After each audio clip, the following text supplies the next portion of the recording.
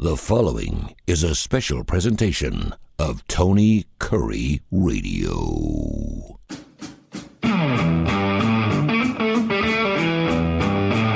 Welcome to Kip Case and Kurre Show. Screw the stock market. Let's go ahead and invest and be disciplined and make some money in something we love to watch, and that being sports.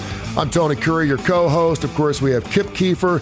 He is the executive director of the Birmingham Racing Commission and an expert handicapper of his own. And Case Keefer, and yes, it's his son, sports editor for the Las Vegas Sun, and he's live from Las Vegas as we do our weekly Kip, Case, and Kurre Show podcast. How you guys doing? Everything good? Everything's great. Fantastic. Great to have you aboard. Got a lot to get into. Of course, we just had the Belmont this past weekend.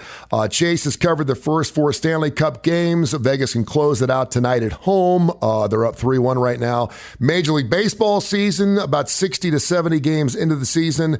Have there been any big surprises? And also the College World Series and how gambling has changed in the world of college sports. I do want to throw out one trivia question to both of you right off the bat, see if you can nail this. Of course, Denver won their first NBA championship last night. They beat Miami 4-1. Which league, MLB, NHL, NFL, or NBA, has the most teams not to win a championship ever? Want to take a stab? Oh wow, that's an interesting question. I'm gonna say I'm gonna guess the NFL, but that's probably wrong because it has a lot more history. But I can think off the top of my head a lot of teams that haven't won it. Case probably knows. Case, you know? I do not know. You bad prediction there, but I mean, my immediate reaction would be the NBA actually, but I know maybe the Nuggets changed that. So yeah, I'm not sure. I'm excited to hear the answer. Kip, you nailed it.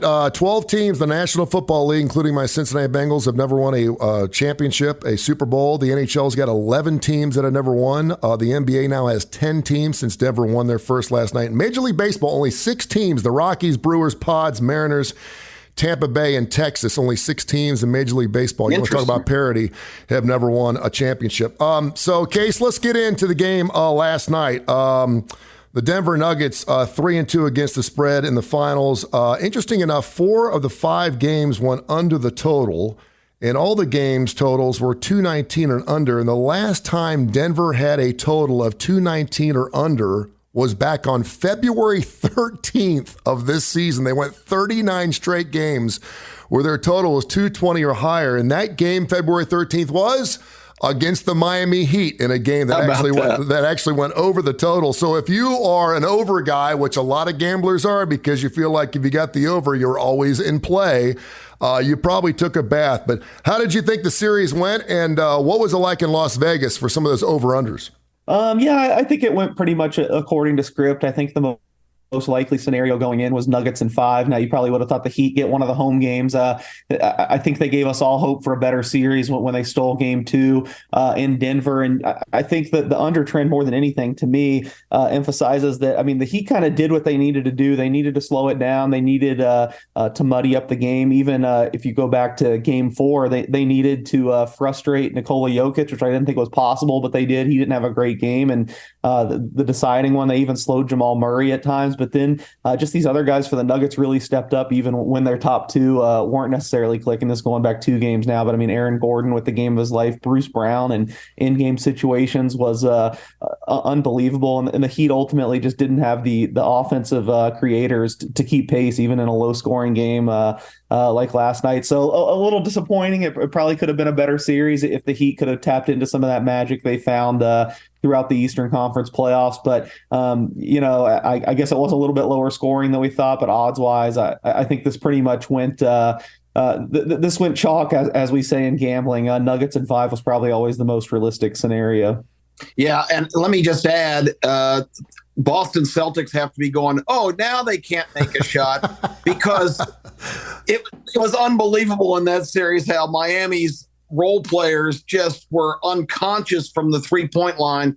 And it was really kind of painful to watch that crashed back to earth in this series. Last night, Martin and Strus, 2 for 17 from the 3-point line. That's the only hope that Miami had, was to play their style of game, slow things down like they did, and make it tough for Denver. But they got to knock down those threes. And I think that at the end of the day was the key to the series. They just couldn't make an outside shot. Yeah, and I will add to that. I don't know what happened to Jimmy Playoff. I have no I have no clue. I know he had a huge game in the last series, and we just kept seeing that over under of 26.5, 27.5, 28.5.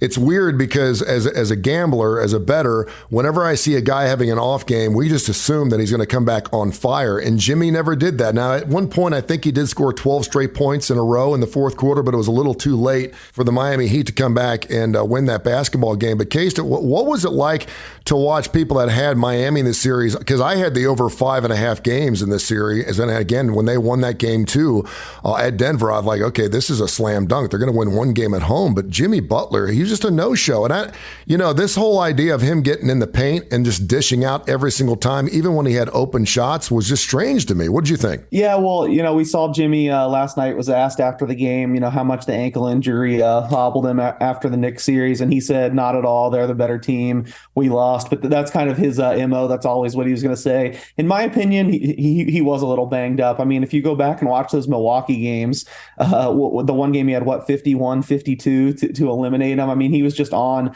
another level. And I do think the wear and tear of the playoffs eventually wore him down. I actually was really impressed with him in game 4. I thought somehow he mustered up like all the energy he had late. I mean, I know he didn't put up the gigantic scoring totals. I believe he had 25 points, 7 rebounds, and 7 assists. And, not like the Milwaukee series, but it did seem like at times he was kind of putting the team on his back. And, he almost willed them there. They got to within 5 in the end until, again, Bruce Brown took over of all people. I felt like that was kind of his last gasp. And he certainly looked rough last night in Denver's clinching game. Didn't really have it there. So I don't think he was 100% healthy. And just, with the surrounding players on this team, I mean, I know they were a lot different in the playoffs, but there's a reason why they were in the play-in. There's a reason why they were an 8 seed. And if you don't have your superstar 100%, which I'm convinced he wasn't, it was just too tall of a mountain to climb against, the best player in the NBA and what had been one of the best teams from the beginning of the year. Something that let me follow that up real quick before we get into Major League Baseball.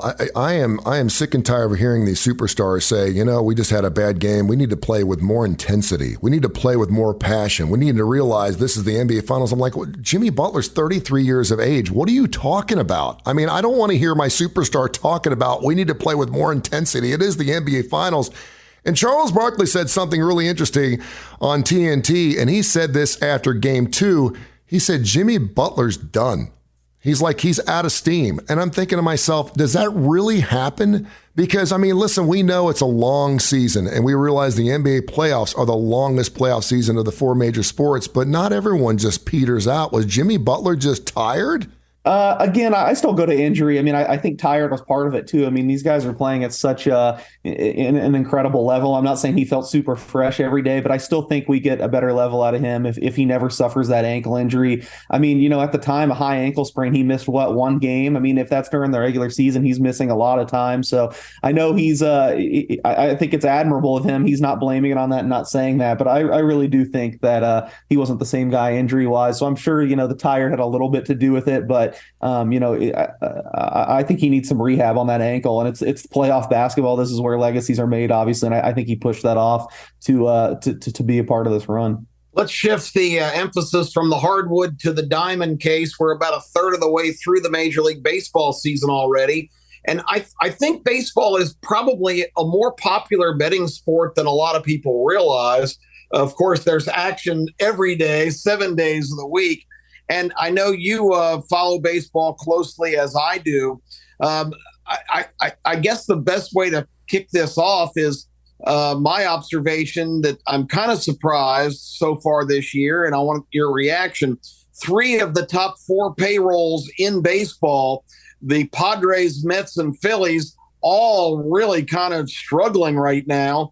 How much does that affect? Is the reputation and the personnel on those teams keep the lines every day pretty inflated for them, despite the fact that those teams aren't performing very well? What's your take on that and the overall first third of the season? Yeah, I'm glad we're switching to baseball. I didn't have the best NBA season, to be honest, especially the crazy playoffs didn't help me with that. I just feel like I was all off. But I'll tell you, right, if we decided to end the baseball season a third of the way through, I mean, this might be my best betting season of all time. I feel like everything that I like to happen coming into the season has happened. The standings are set up perfectly for me. Awards are set up perfectly for me. I've been doing really well game by game. And I'm not just patting myself on the back. I'll tell you when I have a bad year and things. I didn't have a good NBA year, but yeah, baseball has been terrific. And as far as those three teams, the three largest payrolls all struggling, I agree with you. It's just such a case by case basis, though. And one thing I think you always got to keep in mind with betting is that this is a market, and people are reacting to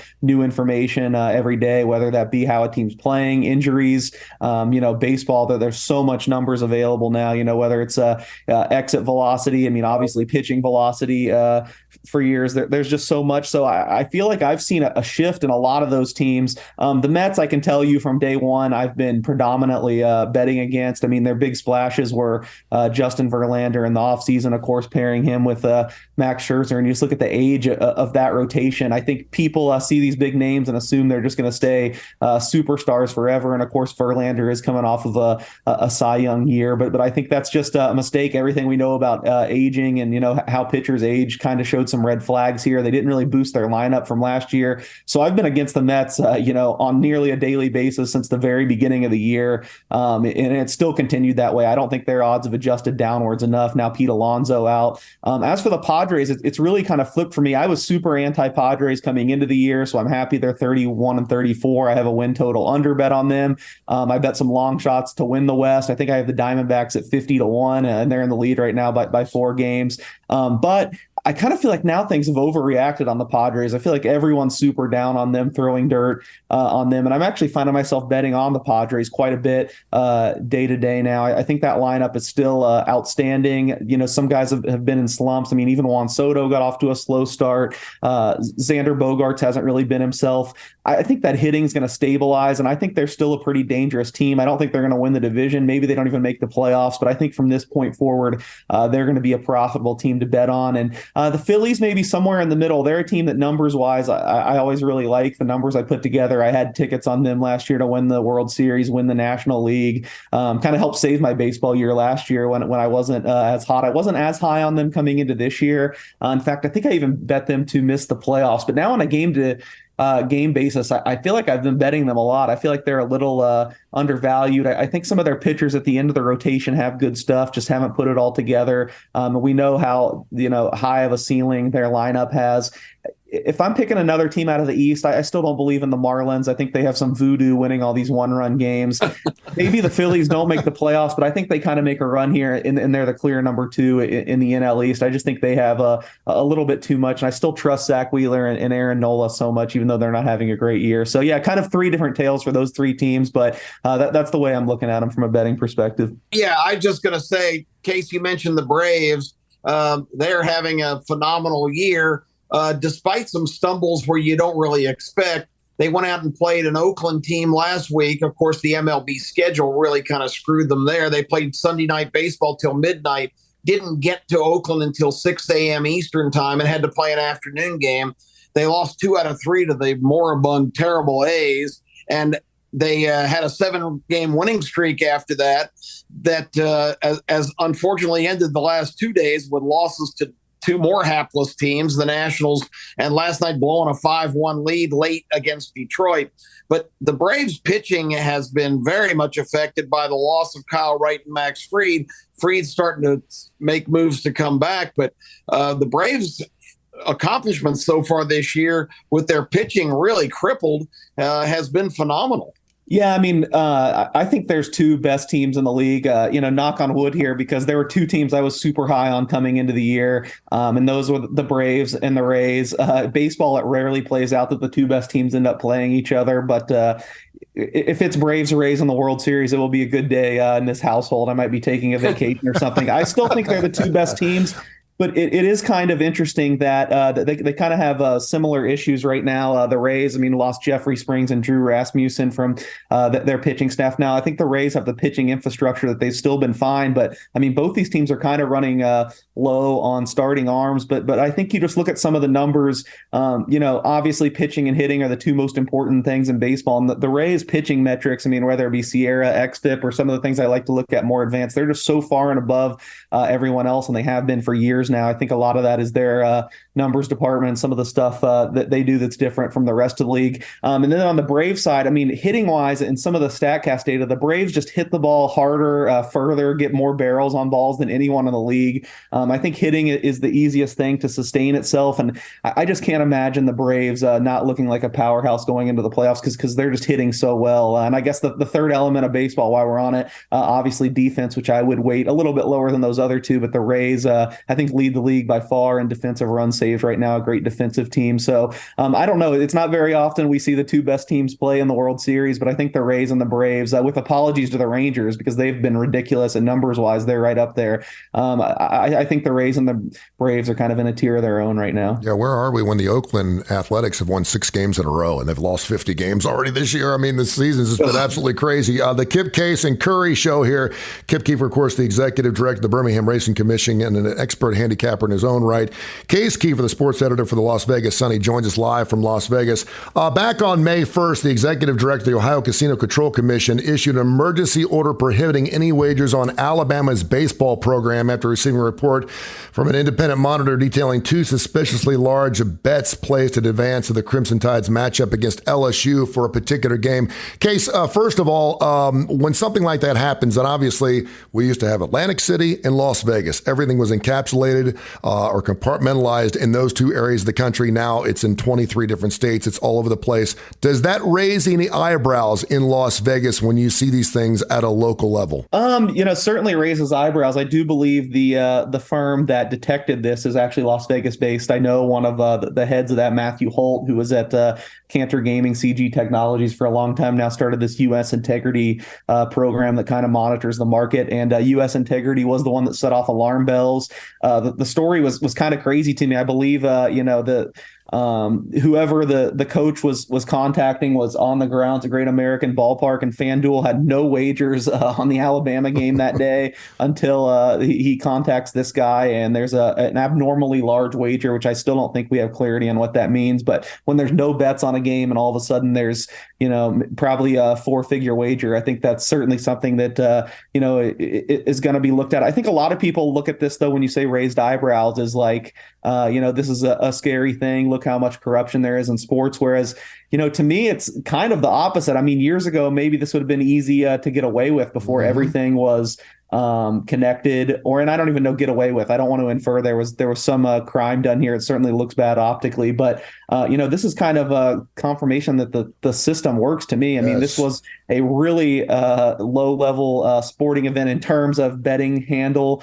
And immediately there were alarm bells, immediately there were phones ringing, and you saw the coach get fired, and you see a full-scale investigation launched. So I really think sports might be cleaner than ever, and there's a lot more watchdogs. There's a lot more people looking over this thing than ever before, and I think this was an example of that. There's a lot more insider trading and stock market play than there is in sports betting. I got news for you. And I can make that argument because everyone's like, oh, here we go. We knew it was going to be following through, and next thing you know, we're betting on high school football games, which, by the way, you can do here in the state of Alabama. You have to do it through your man. You can't do it through a site. But I made the argument, hey, listen, it works. I mean, they caught it. They found it. So we know that college football is obviously a huge betting tool. We know that March Madness is unbelievable. Start with the brackets and of course, March Madness, and everyone's involved in that. How has gambling in college sports changed over the last few years now that obviously it's a lot easier to gamble? You can do it from your phone. You do have the FanDuels and the Sports Kings and the fantasy leagues that are a big part of that. But how has it changed, and do you see more gambling in college sports coming up? And I'll use college baseball right now. The College World Series is going on. I don't really remember over the last 2 or 3 years being able to wager on anything in college sports, and I was sitting out at the Hoover Met here locally in Birmingham making bets on the LSU Tigers when I think they were playing Vanderbilt. But how has it changed in Las Vegas? Are you seeing more action there, and where do you see it going? Yeah, it's certainly got bigger and bigger. I think college baseball, it's still pretty low level right now, as I just said in the last question. But I mean, now you're getting games on a daily basis. It seems, especially now in the College World Series, people are interested. That's one area where you've seen it soar. And even women's college basketball this year, I know there were more eyeballs on the women's tournament than ever before, and there were lines basically at every sports book here on games. So some of those sports that sometimes maybe you get a line on the championship game, I think now are becoming more commonplace. I'd actually probably wouldn't credit Las Vegas for a lot of that. I think it is a lot of the kind of power players you mentioned in the industry, the FanDuels, the DraftKings, which actually aren't licensed in Las Vegas, since the casinos have such a pull in the gaming board. It's still the casinos here, but those really big outfits that try to get lines on basically every game, they're the ones that started pushing this when it went nationwide. And I'm always for more things to bet on, so I think it's great. I think in a lot of ways we've made gigantic progress. Until 2001, you couldn't bet on UNLV games, even in Nevada when we were the only legalized state. That's been changed a while ago now, but I think some people are still under the belief that hasn't. There are some states that are still behind, and I don't think regulators really understand how tight the gambling market is, and what we kind of just talked about, how many checks are in place. I know in New Jersey you can't bet on any New Jersey colleges. So Rutgers, if you look at DraftKings or whatever in all their futures, it'll say like national championship without New Jersey. And then some other states, it's the same thing. I don't know off the top of my head, but I know there are some states that still don't let you wager on colleges. I think that's kind of silly, and I think as we get more educated in the space, that'll eventually be going away. But so there's still some speed bumps, but overall tremendous progress even since the time I've been out here, which is only about 15 years. But things are certainly changing. Before we get into the NHL, and of course Vegas can close it out later on tonight against Florida, Game 5 tonight. And of course Case will be covering that. He's covered the first 4 games, and actually Case and Kip have been to numerous playoff games to Las Vegas nights throughout the season. So I'm looking forward to hearing that talk. But I've always wondered, as a small-time guy, what kind of money we talking that raises the eyebrows of an Ohio commission or even of the Las Vegas? I always think to myself, man, it would have to be hundreds of thousands of dollars for me to be giving up anything, whether it's my playing eligibility at a college level or even gambling as a professional. I'm making millions of dollars a year. What could a $100,000 bet do or change? But what kind of money are we talking about that starts to raise eyebrows? And obviously, you just mentioned if there's nothing on a particular game, there's no bets at all of a sudden someone's dropping $9,000, $10,000 in a game, it does raise eyebrows. But what kind of money are we talking in Vegas? Yeah, I mean, I think you brought up a great point in why I kind of roll my eyes and think it's ridiculous when people suggest that like professional athletes would be throwing games, or even even big time college athletes now with the NIL money. You just simply can't get down as much money as these guys are making almost on a game to game basis. Maybe that's different in you can get a really healthy bet down in something like the NBA Finals or even the NFL week to week. But we're talking like we were just talking baseball, like a midweek baseball game. I mean, you're going to have to go through a lot of hoops. You're going to have to talk to people if you're probably betting any more than $5,000 at this point. And, if there's some coordinated, just hypothetically, if there's some effort to throw a game or influence the outcome, you're going to want to get so much money down on that. And it was a little easier to do 20 years ago before the internet really came into its own and before we had all this technology. I mean, you could just walk casino to casino, or there's a great Netflix documentary about the Arizona State point shaving scandal where they kind of detail how they did it. Just had a bunch of guys bringing bags of cash to different sports books at the same time. You didn't really know anything. I mean, now there would just be so many things ringing right away if you saw, several $10,000 going in on the same side at all different sports books across the world at the same time. It just really goes back to what I said before. I just feel like there's a lot more checks and balances, and it's really hard to get down as much money to influence how much these guys are making. I mean, we know how we know what the coaches' salaries are. We know what the players' salaries are. It'd be really hard to throw a game, so to speak, in this day and age, in my opinion. One historical footnote I'll throw in: the 1919 World Series. The White Sox players were offered $10,000 each to throw the series. A little bit different world we live in today, because those guys' average salary was only about $12,000 for the entire year. So we are in definitely a different dynamic than we once were. There's no doubt. Absolutely. That's funny. All right, you want to get in the NHL? Go ahead, Kip. Case, we've been watching this drama unfold throughout the playoffs. The Golden Knights, who were kind of, I think, dismissed a little bit, despite the fact that they were the number one seed in the Western Conference with more points. Edmonton Oilers seem to be the darling of the playoffs coming in, and a betting favorite in that series against the Golden Knights, but they dispatched them, knocked off the Stars, and now are on the verge of bringing a Stanley Cup to Las Vegas. Talk about tonight's game, what the numbers are, and also, I think people would be interested, since you're out there at ground zero and have watched this franchise since the day they dropped the first puck. What's it going to mean? I know the Las Vegas Aces broke through and won a championship last year in the WNBA, but this would be a major deal for Las Vegas at a time where pro sports is absolutely blowing up there. Yeah, it would be pretty incredible scene tonight. As far as to start with the betting perspective, absolutely insane number if you look at the rest of the series. But the Vegas now across the board about a minus 180 favorite, a little bit more with the Panthers coming back at plus 165. And I think some people that maybe aren't super plugged in might look at that number and say, well, that's way too high. The last two games have been close. This was basically a pick'em series coming in. How can it get that high? But I think there's a few things at play here. We always see teams historically play a little bit better at home in an elimination game, which the Golden Knights are here, or in a clinching game, I guess I should say, for the winning side. So you have that factored in. And also, I mean, the Panthers are just super beaten up right now. There's some rumblings. Matthew Tkachuk, their best player, may not play tonight. It looks like he got his shoulder hurt pretty badly on a big collision with Keegan Colasar in Game 4.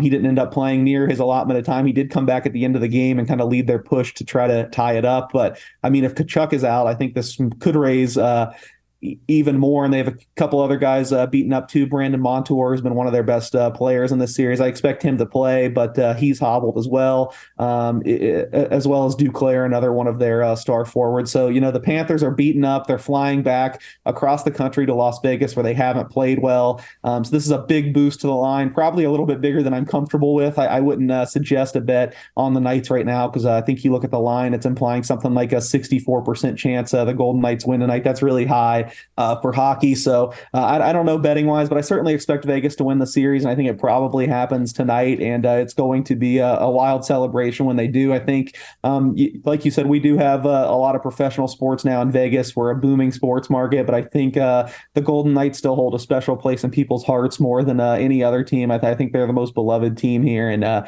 it's only been 6 years. I know other fan bases kind of mock that, they're long suffering 6 years. These fans finally get their moment. But I think a lot of them do feel like it's long suffering. They've been upset in the Western Conference finals twice. They had this terrible loss in their second year to the Sharks in round one, lost the Stanley Cup in their first year too, of course. So, it's kind of been building up to this moment. I think it's going to be a gigantic celebration, and it's going to be quite the scene if they win it here, and then potentially with a parade a few days down the road. Tony Kurre, I know you would like to be on hand if they wrap it up tonight. Yes. Probably Friday or so. Imagine a championship parade down the strip carrying the Stanley Cup.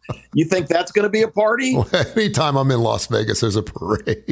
What are you talking about? I'm the one walking naked out of Caesars at 3:00 in the morning down the middle of the strip. Let me ask you this, Case. Is there a particular fan base in the history of Vegas that comes to Vegas just to watch the games that spends more money when they do win than when they lose? Because I would think, Las Vegas, I would think there's going to be a lot of people. I mean, I was thinking to myself, okay, you're in Las Vegas. What do you do when you win a championship? You usually go to a casino and drink, which is what you do anyway. But is there the Dallas Cowboys, the New England Patriots, is there any other type of fan base that comes in hordes out to Las Vegas to watch games? And certainly March Madness is huge, that spends an absorbent amount of money when they win. That's a really good question. I think there'd be that'd be a good study for the visitor committee to commission or something. I mean, just anecdotally, I guess I have to go more by the games. I think the biggest, at this point, the biggest collection of fans when they're here is when they're playing one of these teams. I think for the Knights, seems like some of the Canadian teams, probably the Maple Leafs and the Oilers. I mean, they bring so many people, at least during the regular season when they're playing, and I'm sure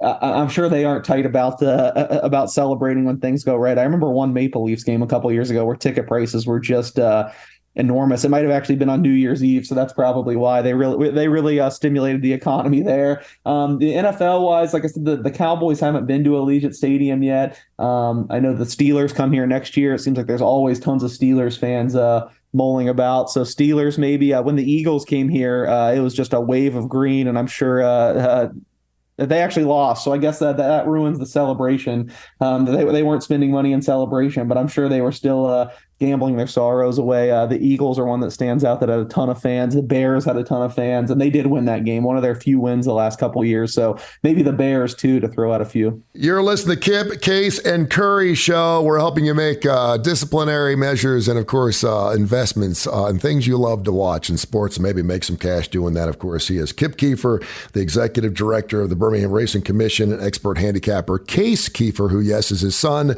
He is the sports editor for the Las Vegas Sun. He's out live in Las Vegas. I'm Tony Curry.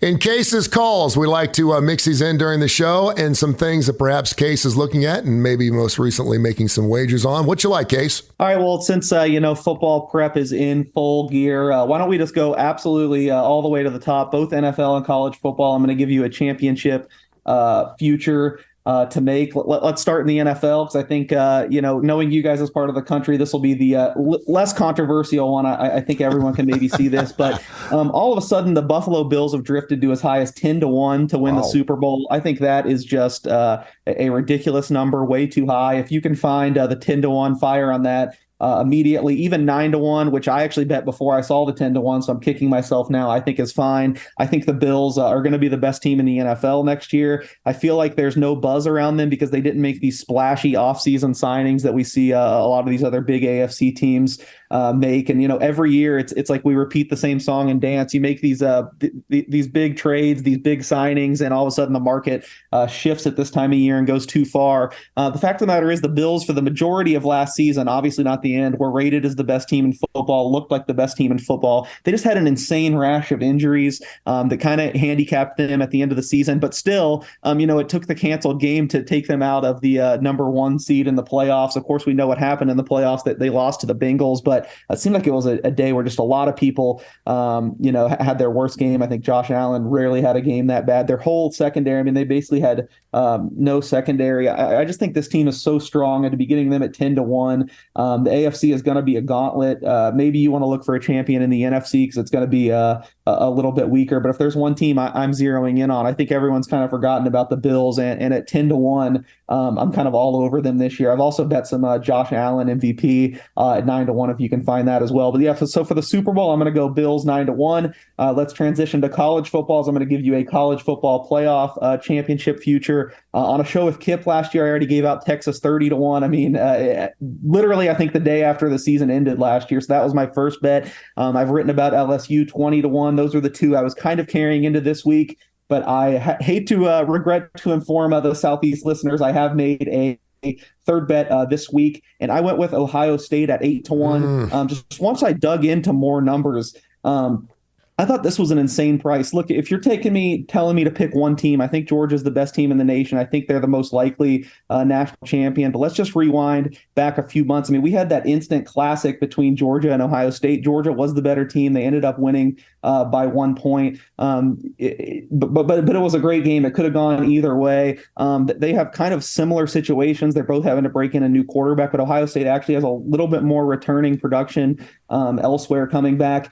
For Georgia to be at, as low as plus 150 here in Las Vegas to win the national championship, that's a 40% chance to win the national championship. Ohio State 8-1, that's an 11% chance. That is just a ginormous goal for what might be the two most talented teams in the nation. Maybe we get lucky and Georgia loses a game. I know they have that Ole Miss and Tennessee back-to-back, and you could dive in and bet them at an inflated price right now. But I just think at plus 150, 40%, arguably no team should be 40% to win the national championship. I think a really important part of sportsbook betting is, learning to think probabilistically, not just betting Georgia because, they're the best team. I know it sounds simple, but, 40% to 11%, I keep harping on that. I think that's just crazy. I had some concerns about the Buckeyes because they're kind of undermanned up front this year compared to past years. But it really seems like they addressed that after the spring game.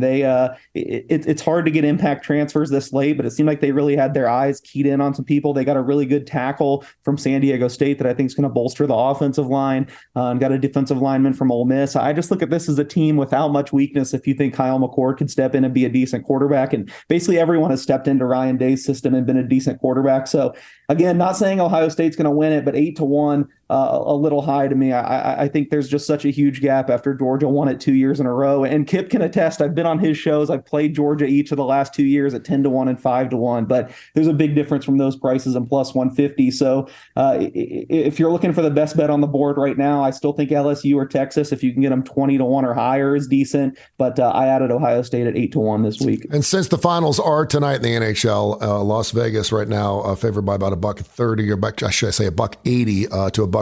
You mentioned the plus side about $1.65. Look at the over/under in that particular game. Every game so far has been 5.5 to 6. I know Bobrovsky was actually pulled in a game earlier in this season in the 7-2 loss. But give me a play on the over/under if you don't necessarily like a side. Yeah, that's tough. I might ever so slightly lean towards the over. I feel like you've seen Florida kind of.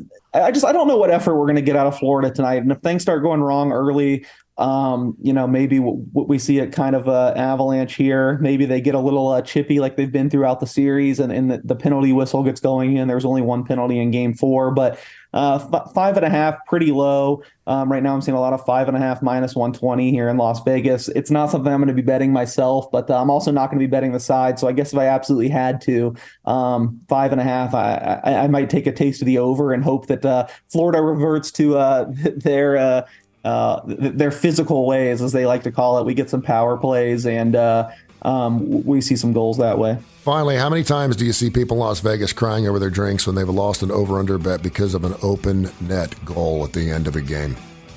I think it's actually usually the opposite. I mean, if you're in the arena, you can hear people cheering when there's an empty net, because I think people that come to the game want to bet on the over. So yeah, I think more likely it's a positive outlook that they're happy that it pushes it over. I was hoping that was going to happen in game 4 when it was 3-2. I was like, open the net, let's go, baby, give me that 4-2. It didn't happen. This is the Kip Case and Kurre Show. This has been a special presentation of Tony Kurre Radio.